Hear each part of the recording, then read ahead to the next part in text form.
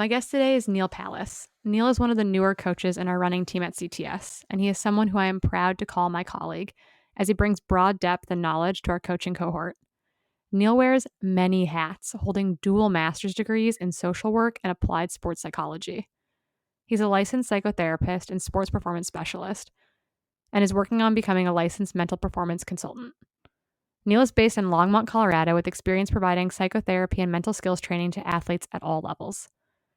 Today, we're diving into psychological flexibility, a really interesting topic. My favorite quote that you're about to hear is that we talk about how psychological flexibility might be a greater skill set than mental toughness. And you'll have to let me know what you think about that.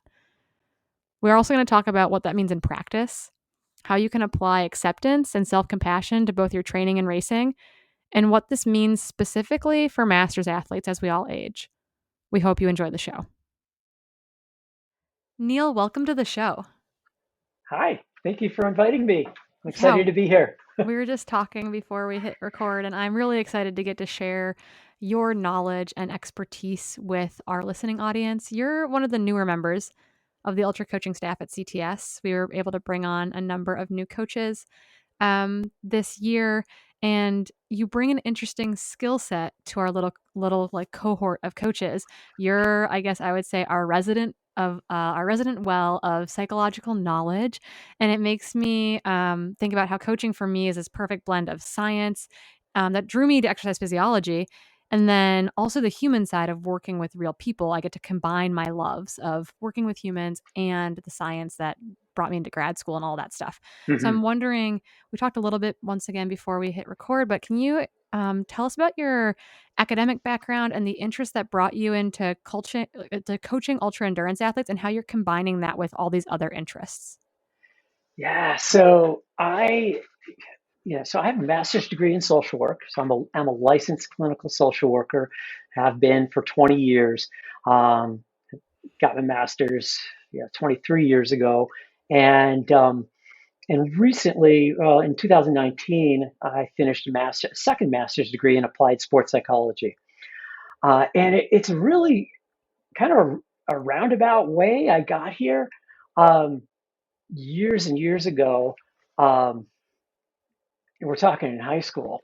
I'm talking in high school. So I did this program called Outward Bound in North Carolina when I was 17. I was still in high school.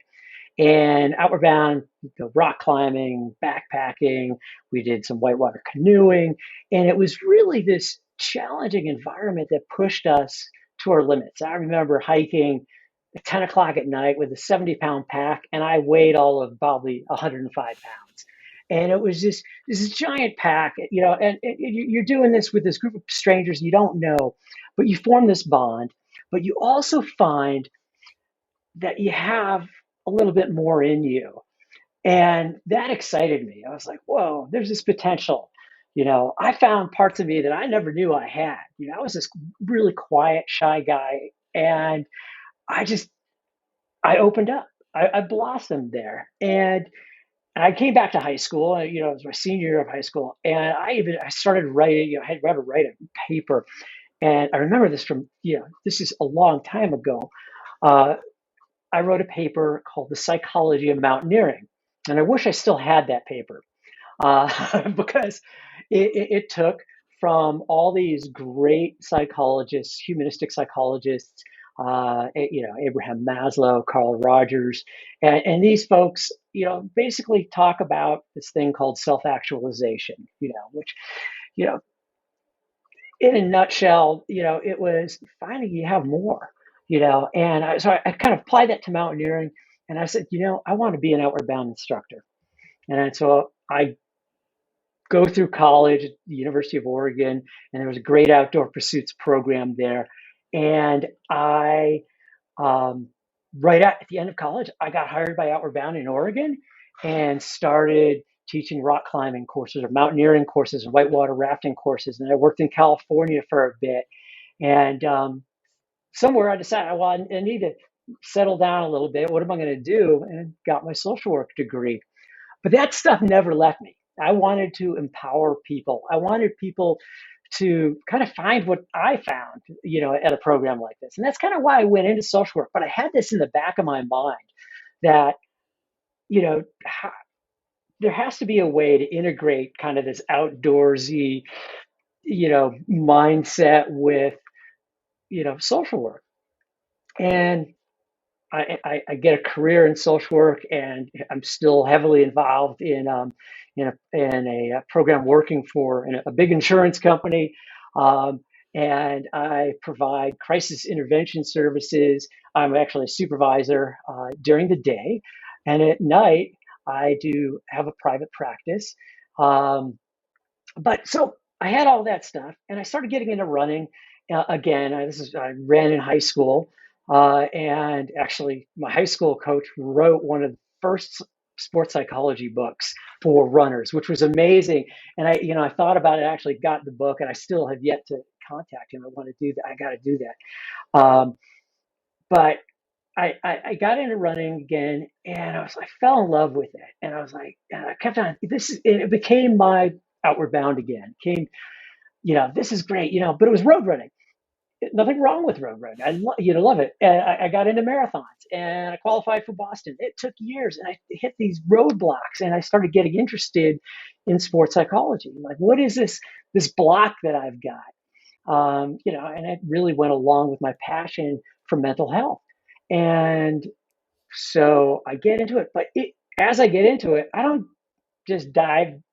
Probably like most of us coaches, we don't just stick our toes in. We dive into it, and so I would and if you can see behind me, I always get exercise physiology books. I got books on organic chemistry. I took organic chemistry back in college, so I was like, okay, let's learn about this stuff. Let's learn about coaching. What does it take to be a coach? And I took a coaching course in 2008, 2009, and I started working with some athletes here and there. And finally, this opportunity came up to do a distance learning through Adams State University in sports psychology, and went through their program, and yeah, that, I loved it. But one of the premises in that program, one of the pieces of it, they're like, this is really good material to bring to coaching, And so I was like, well, why don't I take all of this mental health and the mental performance piece to coaching, and I'm already coaching some athletes here and there. I don't, and so I saw, this opened up, and I was like, yeah, this is great. I've been doing ultras for a good couple of years already, and there were so many pieces of it that are where it's that mental performance piece and the mental health piece comes in, and that's why I'm here. I'm here to help people find they have more. Um, and whether it's looking at it from the psychological, the mental skill side, or the physical standpoint, and I can kind of jump in all these different worlds, and and I feel, yeah, I'm learning more about the physiology, which is, I'm eating this stuff up, and then, hopefully I can provide some tools for people here on the mental skill side and the mental health side, and, use me as a resource. That's what I'm here for. And, it's interesting. I have this motto that I like to share with people, and it's a Latin, and it actually comes from one of the schools of Outward Bound, actually in Great Britain. The motto is Latin, called it's plus est in vaus, and that is it means more in you, and simply more in you. And they have that on the wall of one of their schools. The school started in the 1940s, um, and yeah, I think about that all the time. And if I could provide that for people, if I could help that and be a resource for people, that's why I'm here. Some of my very, very best friends are or were outdoor ed instructors who worked for Outward Bound or Adventure Oh, Treks, and they're my favorite people because they deal with teenagers in crisis all the time in the woods, and so they deal with adults in crisis very, very yep, well. They're my favorite, like, let's go for a run and, like, really break some stuff down. We joke that there are our personal therapists for for my husband's and my relationship. We always bring one of them on a run every year, and we say, "Okay, let's talk about some stuff. Let's dive into this," because they're so good at listening and reasoning and, using movement as part of this process, and so I think it's yeah, it's cool that that's where you got kind of really, really engaged in it. And then I think that resonates with people, right? Is that we as coaches get to combine all of our loves together. And yes, it's anyone who's run anything or ridden anything or done a triathlon like knows that yeah, physical stamina and physical fitness matters, but if you're not mentally well, if you're not mentally sound and can like dig in oftentimes, like that's a huge performance limiter for lots of It's, us. So it's cool. it's it's absolutely huge. And, I kind of see it as you have to have both the mental health side and the mental performance side, and they interact with each other. And, and physical side. I mean, we're one. It's very holistic. So Yeah. I think we've spent a lot of time this past year really recognizing that like physical well-being and mental well-being are not the same thing. Like I think for the right, longest time we're like, "Oh, athletes are physically fit. Ultra runners are physically fit." Like so they're emotionally fine. And it's like that's not really what we're seeing in research. It's not really what we're nope, seeing if we look around at our, our peers, the people that we're lining up on in races or in long runs with. Like it really physical health and mental health are not the same thing. And I think it's been an important thing to right, highlight in like the more widestream media this past year. right. You've got to take care of both. You've got to, and you got to be active about it. Yeah, You can kind of shove it away. The mental stuff sometimes you can try to shove away, but it's going to percolate up. it You comes know, back. it, it does. It always does. Even if you think of COVID and it's like I'm going to be strong. No matter how strong, even there's therapists right now are struggling. We got all these tools, and it's like, wow, this has been hard. So It's been really hard, and I think a lot of us thought that 2020 was the hard year, but I think 2021 was, as we've talked about in our coaching group, like 2021 was very hard. We pretended it was a normal year, and it hasn't been a normal nope, year, and I think a lot of us nope. are feeling very burnt out heading into Yeah, 2022. But yeah. one thing, I guess, what I really want to talk about, which we're going to spend the next bit diving into, is that you gave. So we do, for people who don't know, the reason I coach for CTS is because we get to do these continuing ed sessions, both across all disciplines with our cycling coaches and our triathlon coaches. But we also have a weekly running one, which I like probably make it to about 50% of them because life is life and crazy. But topics come up that are super, super interesting. And each of us takes a turn presenting something, or we bring in experts to talk to us about things. And you recently gave this great continuing ed talk to not just the running coaches, anyone who wanted to attend within our coaching cohort. And it was titled Psychological Considerations for the Aging Athlete, the Master's Mindset. And I think all of our gears like flipped and they were all turning. And so one of the very first things you pointed out in this talk was like, what is a master's athlete? Like what defines a master's athlete? Who are we talking to here? Or is it really we're talking to everyone? Well, it's interesting. I mean, I looked it up again today, and I was like, well, what does the USATF say? And they said 35. And then I followed this other link attached to the USATF, and something said 35 but 25 for some of these races. And there's a lot of information out there, and I'm really thinking it all depends.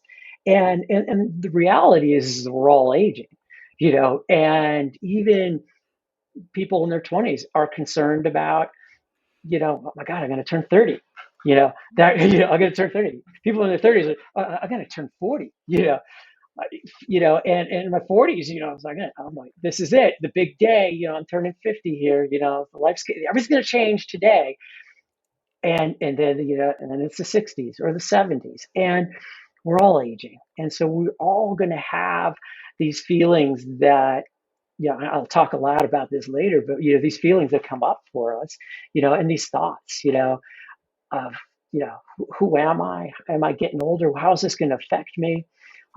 So, when we think about ultra runners, I mean, I saw something, that I have to pull it up here. I got it right here. Is masters athletes. I kind of broke it down as masters athletes, 35 plus, grandmasters, which was a label I had I just love heard of. that label. Grandmasters.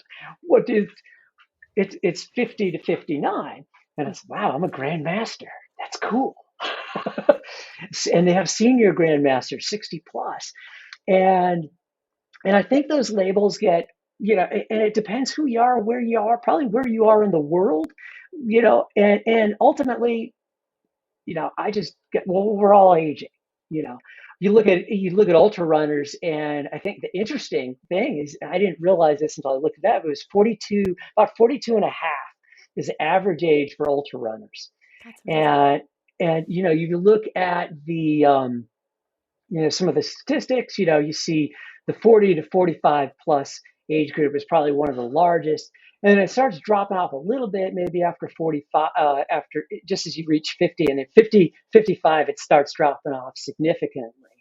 So, but that's I'm talking about anyone. I'm talking about everybody.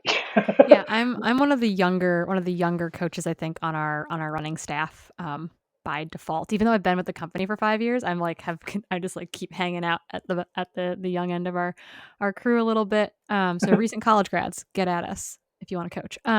But what I think is interesting there is that, we're talking about the ultra running audience, really, as Yeah. these masters aged athletes. I think for USA track and field, for like cross country, we just had cross country running championships not that long ago.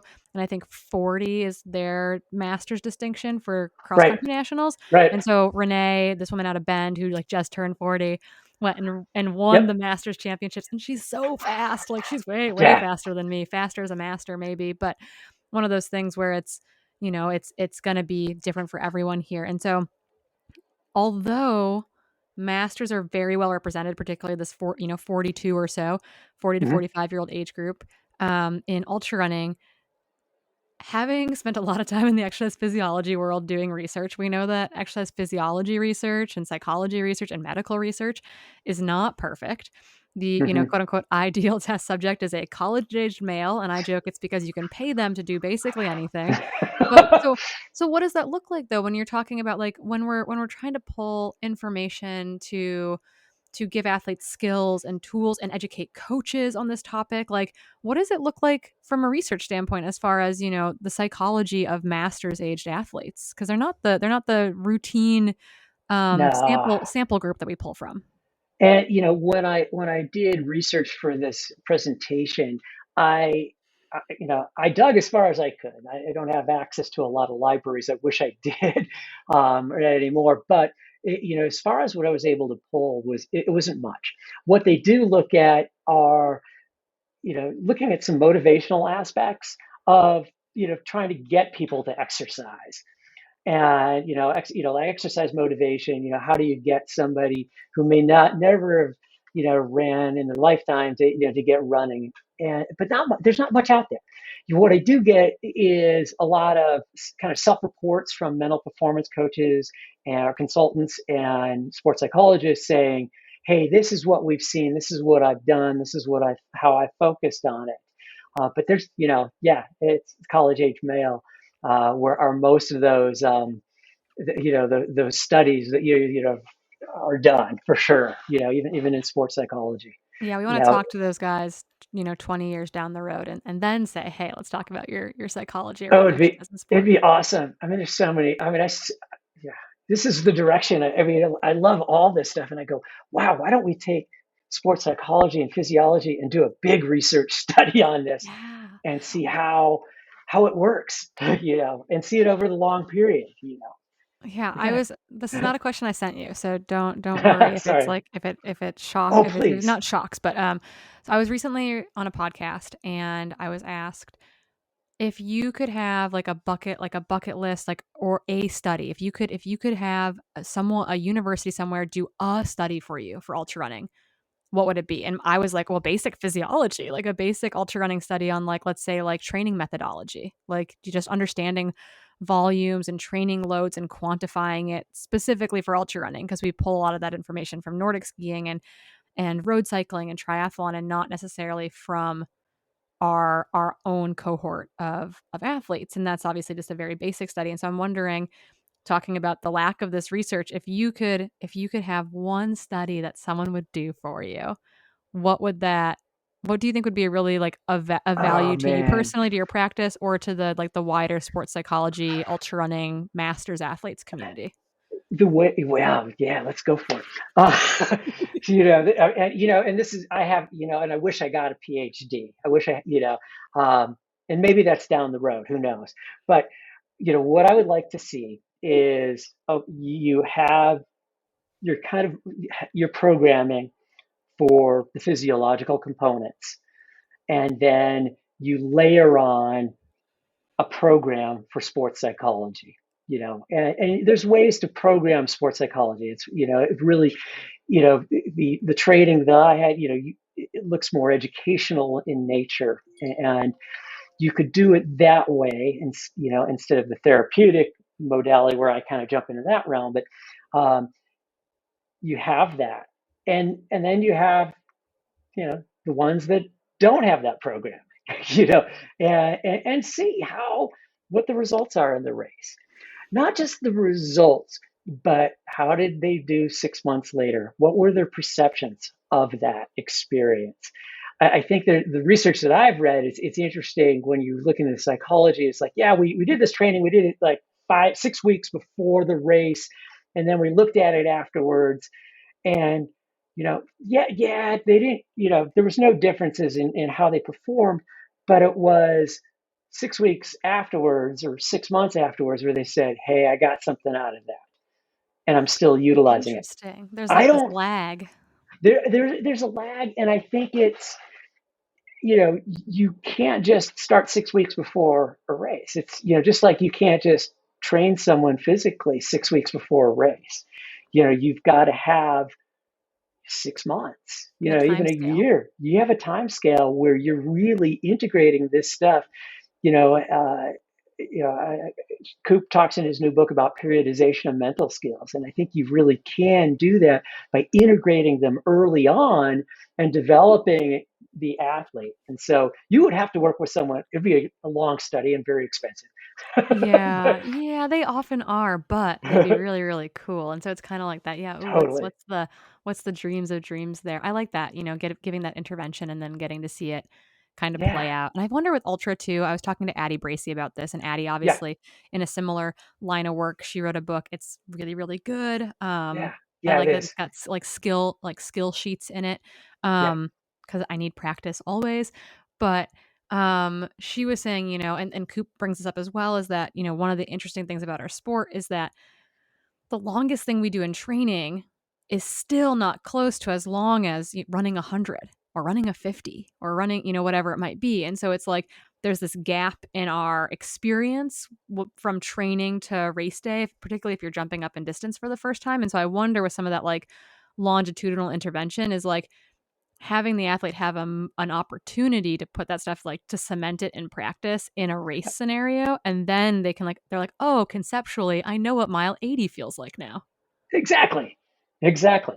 I mean, if you don't know what mile 80 feels like, all this stuff, I could talk mental skills backwards and forwards. You could read Addie's book, but if you don't know what mile 80 feels like until you're there, oh yeah. But if you get some practice in that stuff, that's where it is. It's like, okay, maybe this is where I could put this into practice. And it goes back to this concept that I learned at Outward Bound. This is the idea of experiential education. You're going to be using these experiences to, your first 100 may, oh yeah, this is where this goes. This is how my nutrition kind of goes. And you're kind of fitting this stuff together. And maybe it's your second or third one where you're kind of fully integrating everything, the sports psychology components, the nutrition, all the other components where you're like, yeah, I feel good at this. And then you get to your fourth one and go, oh, something's different. Oh, I still made a mistake or whatever it might be. I Yeah, tell every athlete going into any ultra, I'm like, look, we prepared for the best day possible, but yeah, I'm like, it's an ultra, it something is. could go wrong, and like you got to roll with it out there. So I feel like adaptability is something that we're all training for and about, and that's actually kind of, I think, heading into this next question. We're talking about flexibility a little bit here, and not the Yeah. touching your toes type. I would like to say that my mental flexibility is good, my physical flexibility is poor. Many people can probably relate to that, but in our continuing ed session, you asked this question to the group, and basically it was, like, what are the stories you tell yourself when you think about aging? And, like, we're all on this video call and everyone's face kind of, like, lights up, right? Like, there was, like, Yeah, audible noises happening, on this video call, and I think it's because we all had this immediate understanding of what that question meant and where it was heading, and I think comparison kind of rose to the top of that pile. I deal with this with athletes all sure. the time who are super fast 20-somethings, and now they're 60. and they're a different runner than they were then. They're not It's not bad or anything, but it's different. And so comparison rose to the top of the pile, which we can all relate to. Hmm. Young or old, we're all, self-comparison, comparison to others. We all sit with it constantly. But Everybody. I'm wondering, and this might be out of order and we'll kind of just like we'll wiggle our way through it here. That's all right. But Cool. you kind of talk about this really interesting type of therapy and type of concept, and it's called acceptance and commitment therapy as a model for examining aging, in particular with and around athletics. And I'm wondering, like, what does that look like, kind of big overview, and what does that look like in practice with an individual, Well, good question. right? Well, Just yeah, throwing good, it good out there. question. Yeah. So what acceptance commitment therapy is really this kind of goes back to this idea of psychological flexibility. And I'll throw a bombshell out here. I gotta say this. Is that I think psychological flexibility is much more important than mental toughness. Because Yes. if you don't have psychological flexibility, that toughness, and toughness doesn't matter. I don't even like using that term, because that always implies that there might be weakness. And I like saying, well, we all have a certain range of flexibility. I could bend down, I could bend my hands down to my knees. Some people could bend them down to their toes. We have a range of flexibility. Now we could stretch that range a little bit. And what we're talking about in psychological flexibility is being able, and in use in acceptance commitment theory, is this idea of being present, doing what matters, and opening up. And briefly, being present is being here right now in the present moment. I'm sitting here talking to you. I'm talking to the audience. I'm sitting in my room. I'm aware that I'm in my room. I'm aware that there's a sound machine going in the background. That's being present. I'm also present to my thoughts. I'm a present. Maybe there's a few butterflies coming up. I got to do this talk here. I've never spoken to Corinne. This is, wow, these butterflies here. Opening up to this experience, opening up to the feeling of anxiety, opening up to the fear that I might be aging, opening up to this idea of this self-doubt that I might be experiencing. Some of this is scary. Ultimately, though, it's going commitment, doing what matters. So you're committing, actively towards what matters to you. What matters in the sense of your values, and developing out of values your personal goals. And yeah, I always kind of define it for athletes is the process. It is, what matters is part of the process here. What are we getting as a process when we look at ultra running, or training? So that in a nutshell is what it is. And acceptance being opening up. You're accepting, these emotions, these feelings, this, possible angst or fear that you might have of growing older. And again, commitment to acting and doing what matters. And I want to go back to acceptance for a second here. I'm sorry, I digress. But No, it's great. acceptance isn't laying down, and giving up. People get this wrong, when they hear acceptance. Here goes that soft social worker again. You know, no. So acceptance means we're recognizing this stuff. We're human. You know, everyone has fears. Everyone has anxieties. And you know what? And going back to that idea of comparison, and I said this in our talk, is we all compare. I hear people say, "Well, don't compare. Don't stop trying to compare." Okay, you can't. You know, you could do some things that can help you. Put your phone down. But you know what? I would rather say put your phone down. Do what matters instead. What matters right now. What could I be doing right now? Well, I could be, I could be reading the book. I could be going out for a run. I could be, you know, looking at Strava is not what matters. but we have to compare to learn how to walk. I look at somebody, babies, they're standing up. How do we do that? When we go back to, prehistoric times, hey, that spear is bigger than this spear and it was able to take down that mammoth. Maybe I need a bigger spear. Yeah. Some This is what comparison is good. Comparison is comparison, learning. comparison is learning. Exactly. Exactly. So sorry, I digress, but No, no, no. I have a question that probably digresses us more about good. acceptance. So I've read a lot over the past year about, and this is kind of coming out in some of the psychology literature these days, is the difference between like dissociation and kind of like like mindfulness and acceptance. And is that the same? Like obviously we're using a term here, and is that term blanket? Like in those situations, generally that means like they say it's better to like actively accept kind of what's happening during an event or a race or a game as opposed to trying to dissociate as far as like moving through this situation or whatever it might be. Maybe your nutrition went sideways or you're in a rough patch. Is that the same style of acceptance, or is that just we've got a lot of terms that all involve I acceptance of some I sort? think there is a lot of different terms. So the dissociation I think you're talking about is a dissociation where I'm going to go, and I'm at mile 80, and I might just try to tune out, Yeah. and just tune out of everything. And here's a concept. Here's another concept we'll probably get into. Is it workable? you know, hey, that works.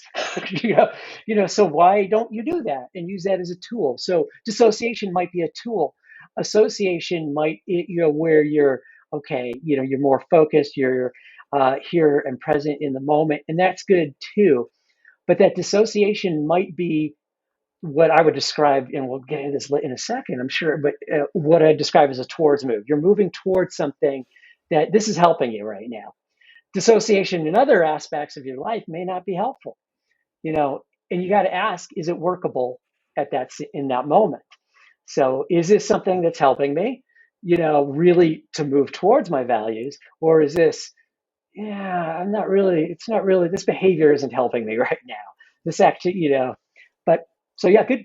I love that question though. Yeah, it's like what tools are going to work at different points in time, and understanding Right. once again via experience and experience like experiential learning is going to be kind of what helps you understand what tools benefit you in the moment and what tools maybe don't benefit you in the moment. Right. So we just talked a little bit. You brought up terms about working towards something. You also in your talk to us talked about hooked versus unhooked, and I'm wondering Yeah. if we can kind of steer the ship that way as far as like okay, next if I want to be accepting, to be open to do what matters, how do I then take, how do I like build from there? Yeah. So the way I define it or describe it is like this, a choice point. So if you can imagine a V, show in the window here, and at the intersection, right at the center, is uh, the choice point. This is where all those thoughts, feelings, perceptions. It might be pain that comes up for you. It might be these uncomfortable thoughts. We think about aging. We think of, it's like this self doubt that might come up. These uncomfortable thoughts that come up. If we kind of move in one direction, let's say this is the away direction, and that I would define as kind of sometimes getting hooked by some of that stuff. So you might be ruminating about self doubt. You might be worrying about performance, um, and it might take over in such a way that your behavior it'll trigger a behavior that isn't really too helpful. Um, for example, overtraining. So self doubt is a great way to overtrain, and but here's the thing is you could experience self doubt and move this way and go, you know what? I'm still going to go here and stick to the process. I know what the healthy thing and the right thing is to do. I know what my values are. I gotta do that recovery stuff my coach is telling me to do. I gotta sleep 8 to 10 hours a day. I gotta do all that stuff. That could be that could be a workable behavior. If I think about it as unworkable, is um, I decided to go on a 20-mile. I had a great example. Is I decided to go on a 20-mile run, and it's outside of what my coach prescribed for me, or I'm already really fatigued. And even though my coach has me doing this, I don't tell them because I know I want to show my coach that I can still do this. And I go out on a 20-mile run, or I look on Strava. Here's a great one: is I look on Strava, and all my buddies just they went out and did this crazy run, up in the Indian Peaks Wilderness. And I'm like, oh, I got to go do that run. It looks so cool. And then I could show it on Instagram or something like that, and it feels really good. But I'm more fatigued. That's an away move. So you kind of have that trigger, maybe that sensation, that feeling. You have that behavior. There's always a payoff to the behavior. You know, I got a few likes on Instagram. I got a few likes on Strava. I must be doing something right. So there's a reward there. Yeah, those dopamine hits. It's Oh, hard to get away it's from them, so it right? Like is. you get pulled in. It is. But here's the other thing. Here's the other reward is you're avoiding that self-doubt. That self-doubt is still there, but it gets neutralized a little bit by going out for that run. See, I could still do it. You know, you know what I did? Okay, I'm gonna share. I'm gonna share something I did this Yes. year. So I did the Leadville Silver Rush. I did the whole Leadman series this year, and had some issues with that. But and it was probably what led up to this is I did Silver Rush 50, and 4 days later I decided I was going to do a 800 on the track. You know, Logical. Very logical, logical. very very logical. No, it was not No ego logical. involved, No nothing. ego involved at all. And it was, so I did it. Not a good thing. But there was that dopamine. There was that there was that desire, but it wasn't following really what I valued. Yeah, in some ways, but in some ways not. It really wasn't workable. And okay, I learned. Yeah, and sometimes you have to learn the hard way. And so you just Yeah, mentioned values there, and I think that we can talk about whys, we can talk about values, and I'm wondering how does yeah, for people who are struggling with this, with that, that moment, that trigger, and then they have to choose basically to work with it or against it or away from it towards that goal. How do values play into helping us make those decisions? absolutely. So think about, you know, and you really have to do a self-analysis of, what are your personal values? What brings meaning to you? And yeah, and there's a lot of different great worksheets out there that list different values, and you have to sit there with them. And it's not like a 1 5 minute thing where you're circling them and yeah, this is it. You really have to be introspective about it and thinking about what it is. And if you think about, for example, I wrote a little blog a couple weeks ago on the idea of longevity in sport, and longevity is a value. You know, I want to be able to last. I want to be healthy in 20 years. I want to be able to walk in 20 years. And with that concept in mind, okay, does beating myself up right now really, is that workable to that value of longevity, of health? Why am I doing this sport? Is it because we look at our why, which it's a great tool, but I think underneath the why is your personal values. What do you have? Why do I get into this? Maybe I love being in the wilderness. Coming back to this, what am I out here every day? And there's some people, competition is a value, and that's okay. Again, thinking about, okay, what about the other values? Am I balancing these values out? Am I able to say, well, yeah, competition's, I love that, but am I going to be competitive in 5 years if I keep doing this unworkable stuff? Does that make sense? Yeah, no, and if your value is longevity at that point, right? Like you're Yeah, being counterproductive to that goal, to that value by like kind of sabotaging it in the totally. near And term. And I health. see a lot of athletes battle that, right? Like health is always greater than performance, right? Like I'm using on this audio formatted podcast, I'm using gestures. We're going to gesture wildly.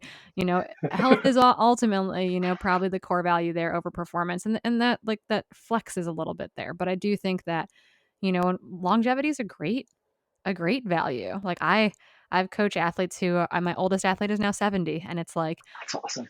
I hope that I'm running when I'm 70. And it's like, so there are going to be moments possibly that if that is my key value, and maybe it's not, maybe it's one of my values, but not my key, like my most important value, like, there are going to be decisions I might make in my career in the next 10 years that work towards longevity or work away from longevity. And it's, that will be a rank order of those values. And that's a hard thing to navigate. But I think that also, speaks to, like, what are those, like, short-term and long-term goals, and how can you kind of stay on course through all of that. Absolutely. And so those goals are can be derived from those values. Goals could disappear, but you still have those values that are underneath those goals. So, the value maybe of competitiveness, you know, the value of, adventure, the value of, experiencing the wilderness, the value of camaraderie and friendship. Those are always there. Those goals can kind of come and go, but you could always formulate those goals based off of those values. Yeah, I can see how acutely those goals could, even, like, situationally, right? Acutely those goals could disappear. Say you're in a big race, maybe it's your A race, and things aren't going well, right? Like, if you're really hung up on this one very, very specific goal, maybe that's Mhm. out the window, and maybe that ends your day. But I think that, once again, if you fall back on those values to allow you to be flexible and adaptable in the moment, all of a sudden, oh, my time goes out the window, but I value the Yes, experience. I yes, value, yes. um, you know, pushing myself. I value the community. Like, all of a sudden you have these things that kind of hold you on course. Yeah, and I had that experience going back to this Leadville. It was a rough season. 2021 was rough, and I couldn't quite figure out what was going on. I think a lot of people kind of struggled with that, and get to the race, and it was one of those races you get to, and you're just so fatigued, and you're like, what is going on? And it just got slower and slower and slower. And I had an athlete that was running the race too, and he kept on leapfrogging me, and we kept on running together, and then he got injured. And I was like, I just want to make sure he gets down okay. Mhm. And I was just, it's like I've got a belt buckle, and it's like let's make sure this guy gets down okay. And so there's, the value of this camaraderie, and just, you know, I care for other people, and I just want to make sure he's okay. And, it's like, yeah, I could come in at, 29 hours, 29 and a half hours, whatever it is, but he's struggling right now. Mhm. And yeah, I want to, let's make sure. I mean, it's dark. He's tripping. His foot is, what's going to happen there? And, if, I still have the wilderness first responder background, so I need to be here. So I turned that on. So that's how I played it. Yeah, it was a bummer, but you know what? He got down okay. Made it to his family. And I'll race again. I'm not going anywhere. No. Yeah. That's so, I think that's so, so important that those values do get to goals. Goals are maybe a little bit more temporal, or no, I keep using the word nebulous. It's my new favorite word, I think. Goals are I more love that nebulous, word. and then values are like these things that they change, they flex over time for Yes. sure, but at the same time, like, they are, I think, really, really grounding for everyone, young and old, and otherwise. They're your compass. Yeah. That's your direction north. Yeah, 100%. Values are your North Star for sure. And I guess, kind of building off of our toolbox here, right? We've kind of talked through some situations that people could find them in, and how they work towards things, making decisions to work towards goals or away from goals, or kind of how we let things influence us. And you had us do another exercise during our continuing ed session, and I'm wondering if you can Yeah. just walk us through. Obviously, people are listening to this, so you're gonna be, maybe people are Ooh. running or driving, or you're at work and you're not working, whatever you might be doing. um Neal's going to walk us through this exercise, the pushing away paper exercise that he had us do Pushing during away continuing ed. paper. Um, I'll do it on my end too. so, I've got a Sharpie ready. so, all right. First of all, if you're driving or doing anything like that, don't do Drive. this. Yeah. Just drive. Do this Don't later. stop. Do this later. You get home, um, or you could just watch us do it. Um, and if you have any shoulder problems or neck problems, I didn't mention this in the group, and I probably should have. If you have any shoulder and neck problems, Disclaimer. don't do this either. Disclaimers. Um, but first of all, I want you to think about out there, right there in your space, is everything, those things that you value, things that are important to you. And it might be, for me, as an example, is the athletes that I work with. Um, it is my family. It is I use adventure a lot as a value of mine. Environment, um, challenge. These are some of your values, but there's other deeper stuff, things that matter to you. What matters to you, and it's going to be a lot deeper than that. So out there is all this stuff. Now on this piece of paper, write down some of the thoughts that come to your mind when you think about aging as an athlete. You know, what kind of fears do you have? What comes up for you? What is your brain? What I like to say is, what is your mind telling you right now? Now I write some of that stuff down. I'll write my, I've got, oh, yeah, People can hear I've us got that. scribbling I'm wildly in the scribbling here. background. Just get some of that stuff down. I want you to stare at it for a second and just kind of get hooked on that. Just look at that. And it might be really uncomfortable. Now, I want you to take this and try to push this paper away. Push the paper as far away as possible. You My grin arms are all medium long. I'm doing this. oh, okay, that's fair. But really, just struggle with it. What you're doing is struggling with this, pushing this away, trying to get rid of this stuff. Okay. Now, how much energy are you putting into that instead of everything out here? I would say maybe too much energy. Too much energy.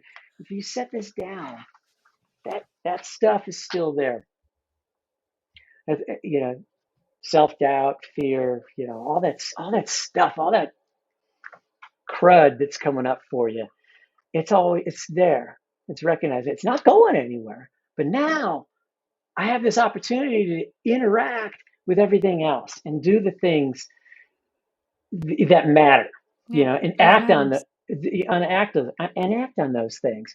And it's flipping the struggle switch, so to speak. You're flipping the switch. And I'm going to be brutally, honest. This isn't easy. You know, you have to be number one. The most important thing is aware of these thoughts, the stuff that's coming up for you, and that's where self-awareness plays a huge part of it. And I may have heard Addie Bracy mention it in the podcast with you, but I'm not sure. But um, or I may have heard her talk about it somewhere. But self-awareness is so critical. I know Dr. Justin Ross spoke about it in a summit he did with us, but it's so critical. And being aware of this stuff is half the battle. And it was, going back to that Leadville experience. I'm running, and I'm like, ah, and I'm just struggling. And then I realized what I was struggling with was even this idea of like I was aging, and I kept on fighting this thing, throughout this race, and I stopped and I started laughing. There it is, right there, you know, and that recognition was able to, okay, let's focus on what we can right now and what we can control, which is really big. So Yeah, I've been having this ongoing conversation with one of my really good friends recently, who's very introspective and well read and brilliant and an amazing writer. And he was talking about how like right now as a society, as a culture, particularly I'm 31. I think yes, I'm 31. I sometimes I forget. I feel like I haven't had a birthday in a hot second. So, I um, I you forget know, all the time. I could be 23. No one would know. But this idea, and I think my age group, but I see this with my athletes too, my 40-year-olds, my 50-year-olds, that we are in this time period where we're trying to quantify everything. We're trying to quantify heart rate variability and resting heart rate and body temperature and hydration status and all these things. And it's our generation, or at least society right now, seems to be trying to replace understanding yourself with quantifying yourself. Yeah. And that seems like that's like at the heart of some of these issues, is that you're not being introspective, but we're kind of like saying like, "Oh, I'm listening to myself. I'm listening to my body by measuring all these things," instead of like actually being introspective with how you feel about things and about yourself and about your body and about your money or Yeah. whatever it might be. And I think that's a really, I don't know, maybe that should be on my paper here that I was trying to push away, but I think that that's Oh, a big wow. issue. It's huge. And hey, I'm 53, and here's another story. I love telling stories, but so the other day I was out. I was on a long run, and somehow my heart rate monitor. I have all the gadgets too. Mhm. Somehow my heart rate monitor slipped off, and oh God, I gotta have that. And then I was like, well, I don't necessarily need that. I could run by perceived exertion. We talk about that with all our athletes, and but I did go back to try and find that on a short run in the evening at dusk on the trails out here near Boulder, and it was this just beautiful experience, just being out there. And I wasn't really concerned about what my heart rate was or how fast I was going, and it was letting go, and I was actually moving towards those values. Guess and the coolest thing is I saw a mountain lion at and I was like, okay, I don't need to find the heart rate monitor anymore. And it was just like this, wow, I've never seen that before. So that was something you learn. It's like, wow. I love that point though. It's like, yeah, I think a lot of us, and I think even sometimes the older you get more into the gadgets sometimes, and looking at all that other stuff. I don't know, but Yeah. I'm on mute because my dog is drinking copious amounts of water in the background. She just woke up from a very extended nap. But yeah, I think hello. it's like what you're saying is what can you actually see or hear or be attuned to when you're not so caught up almost or distracted by these other Right, external things, which I really right. like. Wow, Yeah. it's intense. It's We're pretty cool. getting we're getting philosophical. I really like it. I love it. But we're gonna slowly kind of round out our conversation here, and I want to add some more kind of like practical take home things that people can do, be it pushing away this piece of paper or just really sitting with those thoughts and feelings. But what can like how can we apply these skills to the athletes that we're working with, or to, if athletes are listening, to their own practice with this? What might those tools look like? Yeah. So let's go to one of the things that we kind of skipped over, is that being present. And so I think one of the best tools uh, that I use with whether it be in the mental health realm or the sport performance realm, um, and I used it with my daughter a little while ago, was just anchoring, just noticing, sitting here right now, just noticing, what might be coming up for you. You know, you're here with your thoughts. You're here with maybe maybe you have some discomfort. Maybe it's an ache or pain in your Achilles or your shin. Just noticing it, taking a deep breath, and then just noticing what you could see. Noticing what's around you. Maybe identifying 5 things that you could see. Taking a deep breath. What can you smell? I smell dinner being cooked. I smell maybe some coffee down my desk. You know, what is there anything you could touch? Yeah, I touch this piece of paper, pen. Going through your senses very slowly like that, taking a deep breath, which we all have control over.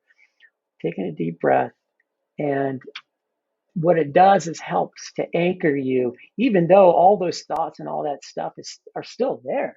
It may become less intense while you do that. You could do this on a run. I've had athletes go, okay, just take a moment and look, notice the flowers. Notice, what does it smell like out there? What do you hear? What does the wind feel like? I go out in a freezing cold day. What does that ice feel like? What does your hands feel like? That's coming back to the present moment. Doesn't get rid of all of that stuff. That stuff is still there, and it's really important to know that the idea isn't that we're doing this and pushing it away. The idea is that yeah, that stuff's still there, but now I've got this space, got this moment where hey, I can move towards the things that really matter. So mindfulness, and this is kind of a mindfulness thing, and you could develop a mindfulness practice. You could do meditation and go into use something like Headspace or the app called Headspace or Calm. Or there's all sorts of different things you could do. All sorts of different books out there and podcasts and different things. But you don't have to. And I think a lot of athletes already know how to be mindful. It's just getting tapped into what that is. And so that's part of it. The second half is being cognizant of what's your mind telling you. And so when I think about that, and I think about, we use at CTS, we use Training Peaks as a tool. And, we have our athletes, write down, how did that run go for you? Well, have them write down what your mind was telling you before that run. You've got a 5 by 3 minute running intervals tomorrow. What's your mind telling you? Are you scared? Are you worried about your ankle? What's going on? Write that stuff down and notice how you behave or reacted to it afterwards. That's really important, is taking note of that. How did that run go for you anyways? Did those thoughts prior, did you get kind of hooked on that and that affect you? Or did you know what, okay, that paper's right here. I'm going to go and do that 5 by 3 minutes, or that 2 by 20 minutes or whatever you got going. Um, all that stuff that comes up is so normal for people. It's being human. And that's, it's another piece that I didn't talk about is self-compassion, being compassionate. And, there's that soft social worker side again. It's, yeah, you got to be compassionate, but it doesn't mean you're laying down. It means you're going to go and run that 5 by 3 minutes tomorrow. You know, Maybe you're more aware that, hey, I've got a little ache in my Achilles and maybe I shouldn't do all of those. And that's okay too, and being aware of that. So it's self-awareness is key. So, Yeah, it's simple, right? Or it's right. seemingly simple. I think we try to make it complex, right? With, oh, you need to do this or that or these apps or Yeah. whatever. But it's like Yeah. I'm like, okay, when I'm feeling really anxious or stressed, might mean just like pausing during my run at some point to like actually be present, to like to Yeah. stop. We ran this morning, we went on this beautiful run. I had a health scare over the weekend, so getting out to run has been really great, and my dog had a health scare, and she got to come running with us, and so we Yeah. we ran, had this beautiful run, and we got out to this zone called Cardiac, or like Pantole area. Kind of it's on the Dipsy Trail for people who are familiar with the Oh, Bay yeah. Area. It's really cool, but you can look out to the ocean. You're Oh, looking and from there you can descend down to Stinson Beach. We did not descend down to Stinson Beach, but we always kind of paused up there. Like it's this natural like bench. You get to look out. It was sunny. We'd like run out of the fog. Like it was just cool to take a moment and to pause and to that's like so awesome. enjoy the sunshine and to hear it. I had an athlete recently who did not lose their home in the fire, but was impacted by the fires in Boulder. And Yeah. I was like, "Hey, do you wanna run? Like, what's going on? Like, how are you feeling?" And he was like, "Yeah, I'd really like to run, but, like, we're just gonna kinda take it one day at a time," because they've been out of their home due to the fires, and Hmm. I was like, "Look, like, just so you know, like, if what you need on this run is to ground yourself," and by ground yourself, I mean, like, physically put yourself on a rock and just hang out there for a bit, like, that's okay. Like, that's, just kinda, like, giving Yes. yourself the time and space to feel it or smell it or see Absolutely. it or anchor, and then people all the time, like, they do or don't write in Training Peaks, and it's like, "Okay, like, this is for you too," right? Like, Yeah. you know? And I do like that oftentimes I'll send new athletes like "Okay, this is what a comment might look like." And that's how I Yes. write in my log is like, "Okay, like, I felt kind of, just off during the warm up," and, like, I give myself space to write this thing. It doesn't have to be a novel, but it's like, it's a moment to reflect on not just the performative aspect of running and how you executed the workout, but how you felt about the run or life or whatever going into it, and if that changed on the run and how you felt coming out of it. And I think that people don't realize that, yeah, the data is amazing and crushing a workout feels good, but having all those other pieces of the puzzle that you're aware of, I think is like, as a coach, those are the training logs that make my life easier because I actually know what's happening. I feel like out Yes. there. Yeah. It's that communication piece. We get to see a picture because as coaches, if you're just looking at the metrics, or we go into the metrics again, you're just getting the small tip of the iceberg. All that stuff, you talk about heart rate variability, and we're like, what is the stress doing? You know what? We hear about the stress if we're talking Yeah. and we're Why are interacting. you stressed? What, Yeah. what's going on? Yeah. Why are you, why are you struggling with performance? Well, because there's other stuff. You're human. So, okay. Turns out. No, I do that all the time. I tell athletes, and this is tangential, but I think all very practical, that again, back to these notes, right? And this could be your personal journal, your personal training journal, your Training Peaks journal with your coach, or whatever you might use. Strava. I've read Right. some really good Strava novels out there by friends and peers. And I think, I ask my athletes to ask themselves why. And this is something that one of my husband's medical school mentors made him start doing. And at first I thought it was very annoying, but then it's grown on me. And basically he said, you need to ask yourself why 3 times. And so he'd be like, why are you, so you're stressed. Okay. Why are you stressed? Well, I'm stressed because of X, Y, or Z. Okay. Well, why is that happening? Like, do I have any control over this? And so all of a sudden, when you ask yourself why a Hmm. couple times, right? Like, Right. you start to get at the heart of what's actually going on or how you're actually feeling about Yeah. something. Yeah. It takes a while. It takes a while, and, again, it's just, it's hard to hit home sometimes, because, if you don't do that introspection, you know, and if, you know, what are you talking about? It's, I'm just anxious. I don't know why, well, Well, there's probably a reason. We should probably dig it, at this a little bit. and there's, and you look back last year as a great example is there was so much stress that, but what we did is we moved the threshold up a little bit, and we weren't aware of that threshold going up. I'm, kind of getting really philosophical here, but you move that threshold of stress up a little bit, and then you're really kind of deep in it sometimes. And so if you struggled, with fatigue and motivation, that's totally normal. When you go through over a year, but we didn't realize it was like, wait a second, everything's normal again, and it's like, oh, wait a second, that threshold just moved up.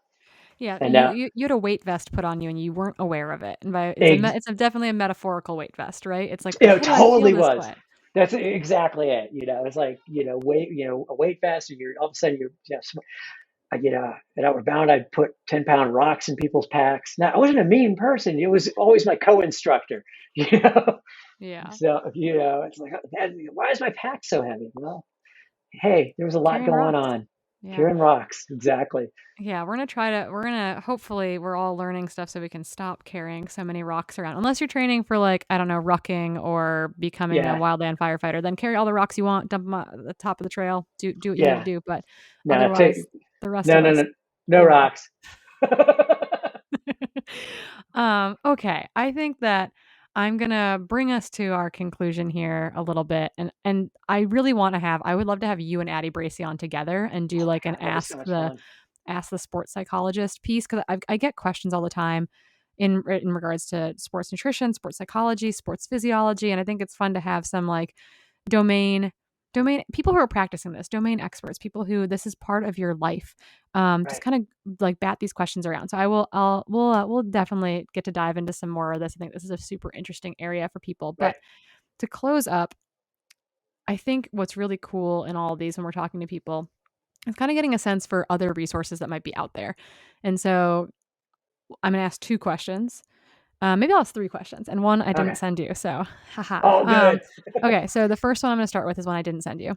Is, and I've asked this of a lot of people, and it's, what do you wish that you knew that like what do you wish that, like something now that you wish you had known when you either started as an ultra runner or started as and working in like sports psychology specifically with ultra runners? Hmm. I What know did I that's a big one. what do I wish I knew? Um, Even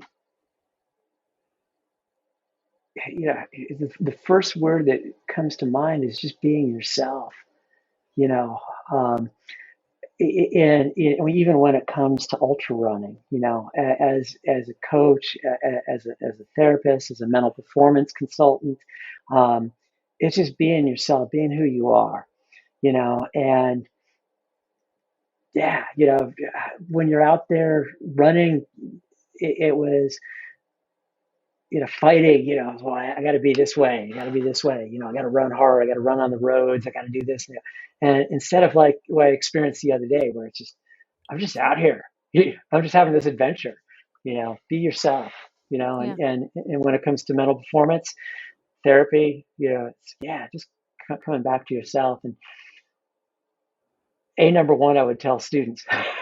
So, Yeah, I think that kind of speaks to that whole the whole our self-acceptance and self-compassion talk that yeah, we've had today. So I think yep, that's a great lesson for all of us to bring into our daily lives. Is I would tell my younger self, you can be compassionate. You can have compassion for yourself. I was an athlete who struggled with my results equating to my like self-worth a little bit, and so I think that took some time to learn, and it's something I've tried to instill hmm in my athletes, both junior athletes I've coached and adult athletes as well, is that your results do not dictate your self-worth. So be kind, totally. be kind and compassionate. I'm wondering if there's something that you've read, watched, or listened to recently that you really enjoyed, and this could be thematic to our conversation today, or to ultra running in general. Just something that you've consumed recently that you think that the listeners might also enjoy. Oh, I just sat down and watched 14 Peaks Yeah, yeah, on Netflix. You've seen it, and it's absolutely, just incredible.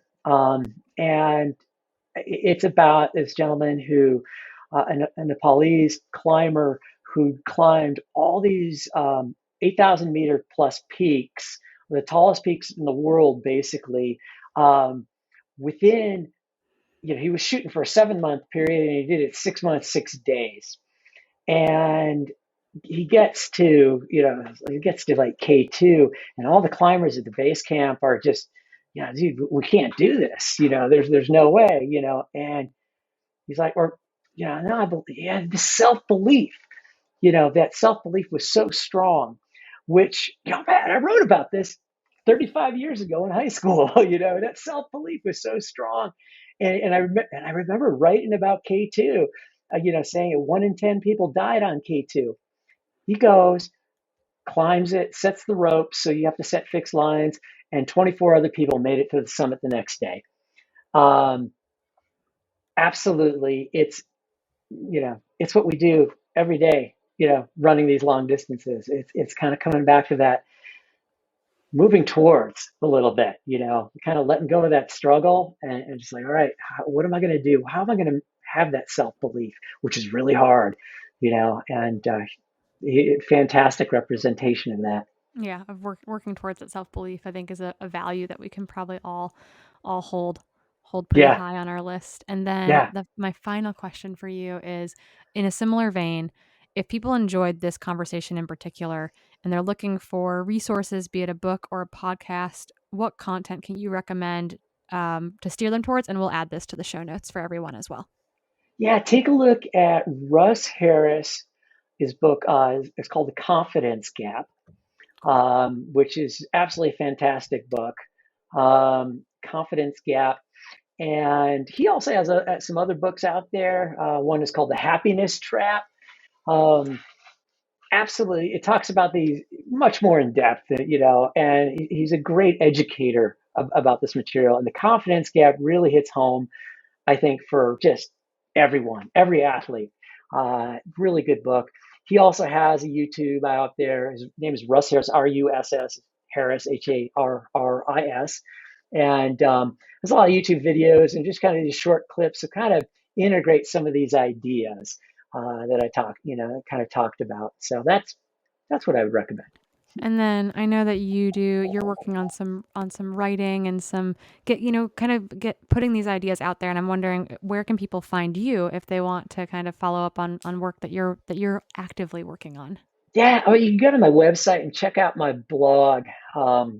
The website is it's long. It's www.coloradopsychotherapyandsport.com, and on there is the blog Building Mountains. Um, and I've got some things I've written, and then I've got Instagram. I'm at Neal Palace, and uh, and then Twitter at Neal Palace, and Facebook is at Colorado Psychotherapy and Sport.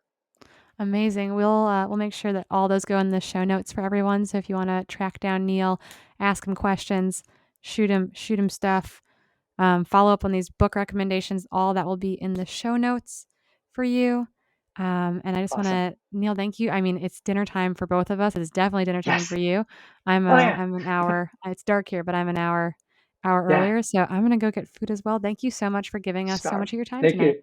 Thank you so much, Corinne. It was a pleasure being here. I just love having this chat, and hopefully to be on again. If you bring Addie, that'd be super awesome. We'll make it happen. That'll be All amazing. right. All right.